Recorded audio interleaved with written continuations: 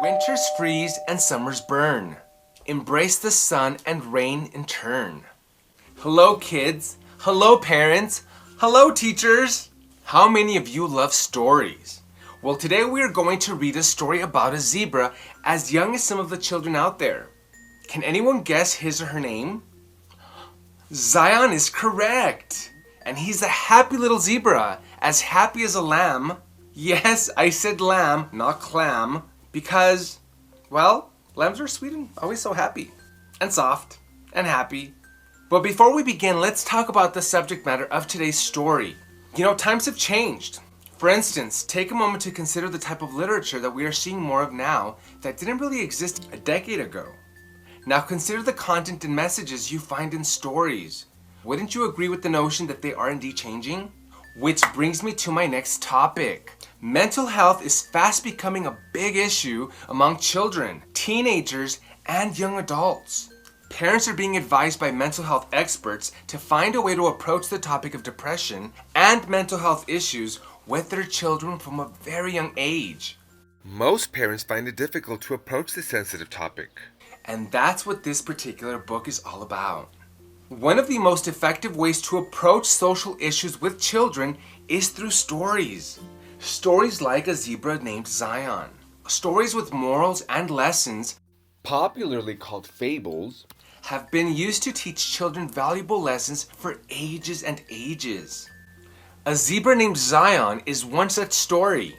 Written by Ben Smith, a third grade primary school teacher from County Meath in the Republic of Ireland. This year is his 6th year of teaching. He is taught in many places All across the world, including Ireland, Qatar, Australia, but currently lives and works in Abu Dhabi in the UAE. When asked what inspired his first ever children's book, A Zebra Named Zion, he said the inspiration came from a lack of mental health discussions or awareness he felt in his own classrooms when he was a child growing up. If you ask me, there is nothing better than writing about something that you know about personally. The beautiful and eye-catching illustrations were illustrated by James Moffat. He's an illustrator and an artist from Yorkshire in the north of England. Ooh, sounds royal. This book is aimed at children aged 5 to 9 years in Western Europe and children aged 5 to 12 years in an international school setting. Grab your safari costume because we are going on a safari. Boys and girls, I'd like to introduce you to my amigo, my compadre, my friend, my copain, mon invité de la semaine, my guest of honor, Zion. Zion, are you ready? We're waiting on you, buddy. So kind of you to grace us with your presence, Zion. But before I begin, I have to ask you a serious question. Do you know what time it is? It's time for another book review and story time with Gilbert-Ian.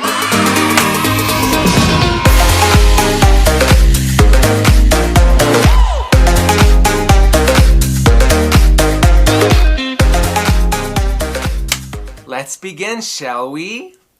A Zebra Named Zion, written by Ben Smith, illustrated by James Moffat. The purpose of this book is to explore and discuss mental health in younger primary level children. There is increasing evidence that feelings of depression and anxiety begin in early childhood and can then manifest themselves more severely at a later age. There was a prevailing philosophy for a long time that children couldn't become depressed, that they were somehow immune to this condition. We now know that this is false, and as a result, I believe that mental health should form an integral part of our school curricula and everyday lives, beginning at the embryonic stages of the educational journey. I hope this simple story can provoke discussions with children in your homes and in your classrooms.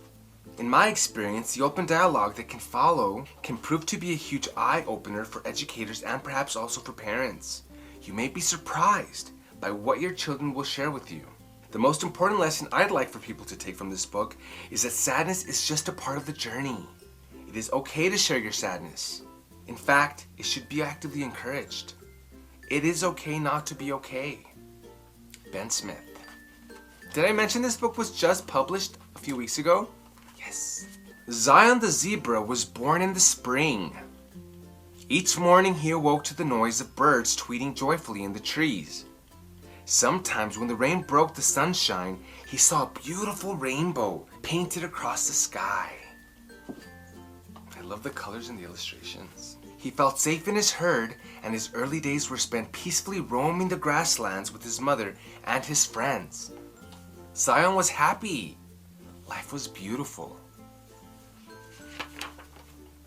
Sometimes Zion could hear the older zebras speak late at night. They didn't seem to be laughing and making jokes like he always did. Some of them seemed sad, which he couldn't understand. What is there to be sad about? Zion asked his mother Minerva one afternoon. Every day is like magic and there are so many reasons to be excited. It's wonderful that you feel that way, Zion, Minerva responded. Everyone is on their own journey. Sometimes some of us may feel sadness, and that is okay. Zion didn't really understand, but he trusted his mother as she was wise and always knew what was best.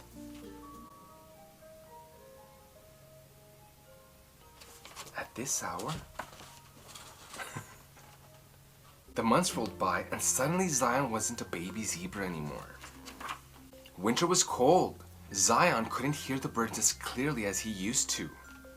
The sun disappeared early in the day, and he hadn't seen a rainbow in a very long time. For the first time in his life, Zion began to feel sadness. He worried that the birds would never tweet joyfully again. He was afraid that he would never again feel the sun on his back or gaze at the beauty of a rainbow. Minerva noticed a change in her son. No longer did he bounce around the grasslands with his friends. No longer did he happily retell the adventures of the day. I don't feel like I used to feel, Zion said tearfully. Look at your coat, Zion. What do you notice about it? It's white, Mother.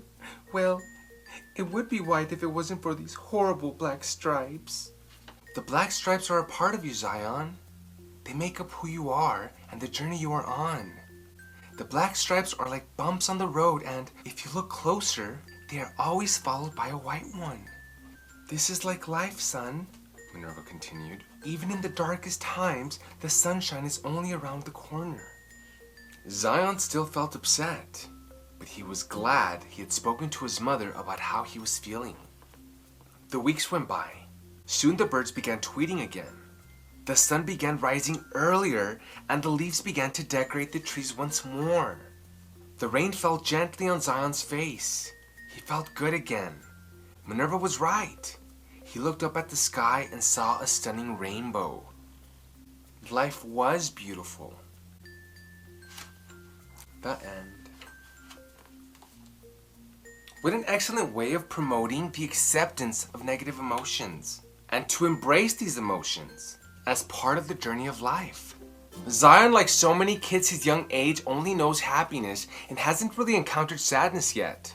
He roams all over the grasslands with no care in the world and constantly wonders why others are never always happy.